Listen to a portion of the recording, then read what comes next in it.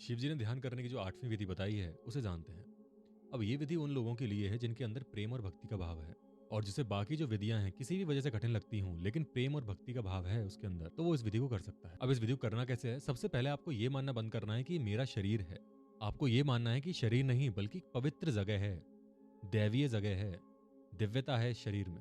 आपको ये नहीं मानना कि ये मेरा शरीर है, हाथ पैर से बना हुआ है, और ना ही ये मानना है कि मेरा शरीर दिव्य है। आपको बस ये मानना है कि जो भी ये ढांचा है वो एक पवित्र जगह है, बहुत दैवीय है, और ये पवित्र जगह ना ही मेरी है और ना ही मेरा शरीर पवित्र हो चुका है, ना शरीर मेरा दैवीय हो चुका है, ये जगह ही दैवीय है। और जितनी प्यार और भक्ति आप अपने दैवीय और इस पवित्र स्थान पर लगाओ।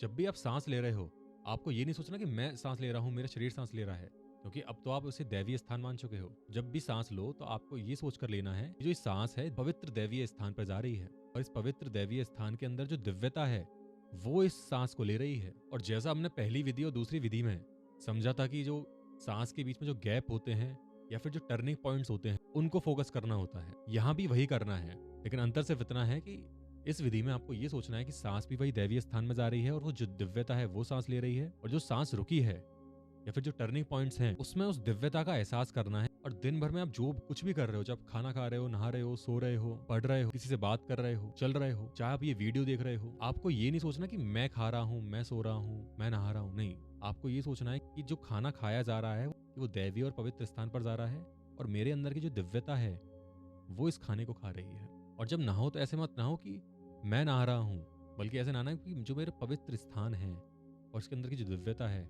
वो नहा रही है। एक छोटी सी गलती है वो आप कर सकते हो क्या, कि ये मत सोचना कि मेरे जरिए वो खाना खा रही है, या मेरे जरिए वो नहा रही है, या मेरे जरिए वो सो रही है, मेरे जरिए वो पढ़ रही है, मेरे जरिए वो चल रही है।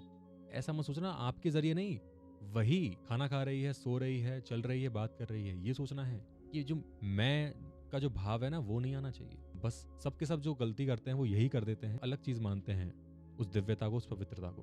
वो नहीं करना है। अब ये करते वक्त किन बातों का याद रखना है? पहला, कि आप अगर ज्ञान मार्ग पे हैं, आपके अंदर वो प्रेम और भक्ति नहीं है, तो आप शायद इतने अच्छे से नहीं कर पाएंगे, क्योंकि इसके लिए भक्ति और प्रेम की जरूरत है। दूसरा, कि जो आप सांस ले रहे हैं उनके बीच का जो गैप है उनसे ध्यान नहीं हटना चाहिए। इसी वजह से आपने एक लाइन सुनी होगी कि हर सांस में हरि का नाम ले।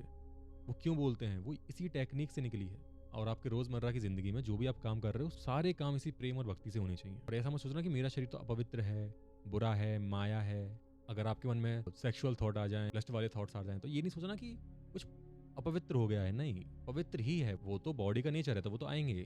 तो ये चीजें नहीं करना, क्योंकि जैसे ही आपने अपनी शरीर को ही अपवित्र मानना शुरू कर दिया तो वो जो पूरी विधि है वो खत्म हो जाएगी।